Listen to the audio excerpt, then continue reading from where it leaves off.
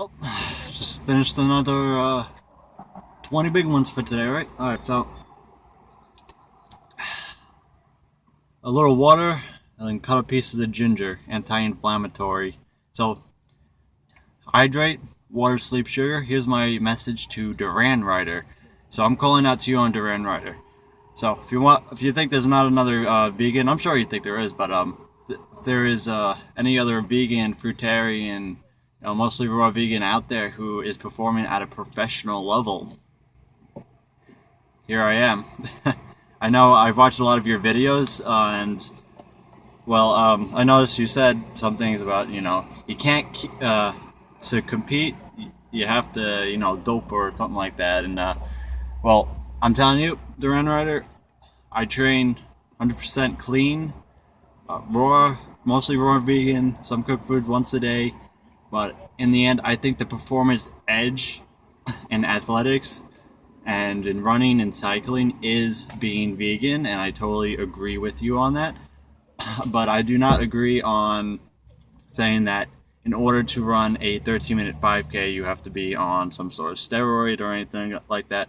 Now, from my experience in the running world, the way some of these guys work out, the way these Kenyans train, or the top American runners, they put in a crazy amount of work and they do crazy amount of things just to get to this level, and it's all comes down to this really hard work. Now, I know for a fact, like, I wasn't as fast, in high school, and I slowly got better.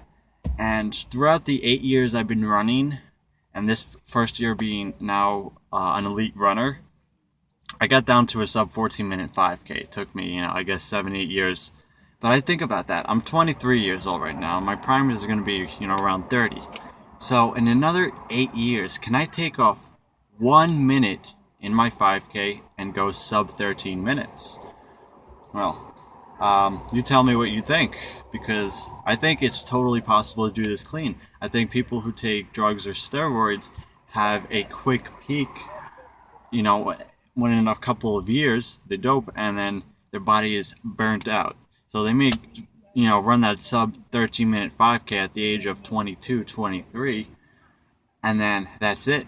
Or, they don't train properly, but they just take drugs and they burn out their system. Now, I've been running high mileage for a very long time, and it doesn't seem to actually wear me out. In fact, I feel stronger every year from just running a lot of base. And I think if you train right and train properly, and I know there's a lot of elite athletes out there that do. I know Meb is definitely one of them, and that he trains very hard, correctly, and trains long and consistent for a very long time. He got to that level where he was. He was running a lot longer than me. Same thing with Bill Rogers too. They got to the point where they were breaking 2:10 for a marathon. Running low 13 for a 5K, and some of these guys breaking 13 for a 5K. So I think the people who are doping or having gigantic breakthroughs just after really a couple years of training, or they're not consistent in their training at all, and all of a sudden they just appear out of nowhere kind of thing. My times have been they've been, I would say, painfully getting better, like 15-20 seconds a year in a 5K or 10K, and it's a small amount, but 8 years later, I went from running 17 minutes 5K or so from when I was in high school, 16-10 actually was my senior in high school, to sub 14. So in the end, it's consistency, and it's eating a lot of carbs, eating healthy, fueling the body. A lot of professional runners, they don't fuel the body properly. I think they eat too much processed carbs, like white bread, but also maybe too much meat and dairy products, and I think that's what really slows you down. I noticed my recovery is a lot better from when I went vegan to when I wasn't vegan. So having a faster recovery means your body could, recover those muscles faster. Then you could do more quality days in a week, or you could run more mileage.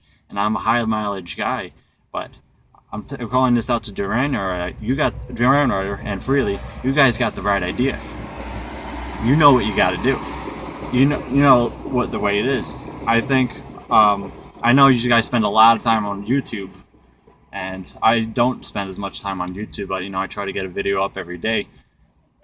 But you know, if you spend less time on YouTube and just really focus on every little thing in training, even get into the weight room and everything, and just do every little thing you can, read up on the science, you could beat any of those guys who are doping. And I'm definitely confident of it. I know I could succeed at this level. I know I could go 13 minutes in the 5K or sub 13, sub 2:10 marathon. Those are my goals.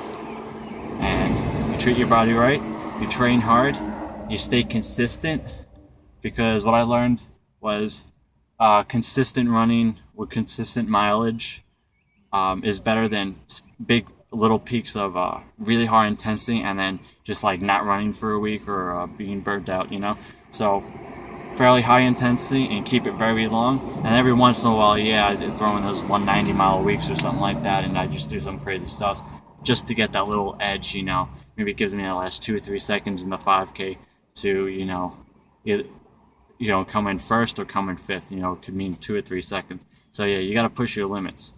And I've gone crazy with that, and I've passed out during runs, and I'm always on the ground after every race, hands on my head, gasping for air. That's how I run. So it's a mental thing to run this fast too. But but in the end, you keep training consistent on a fairly medium to high intensity for a very long time, and you never stop running. So happy 4th of July, guys. Hope Durianrider sees this. Check out my channel. And love to chat sometime, buddy. So you guys are awesome. Keep doing what you're doing. Peace out. Right here from Long Island, New York. Oh yeah, get your cobs, peaches. Sweet fruit after a run.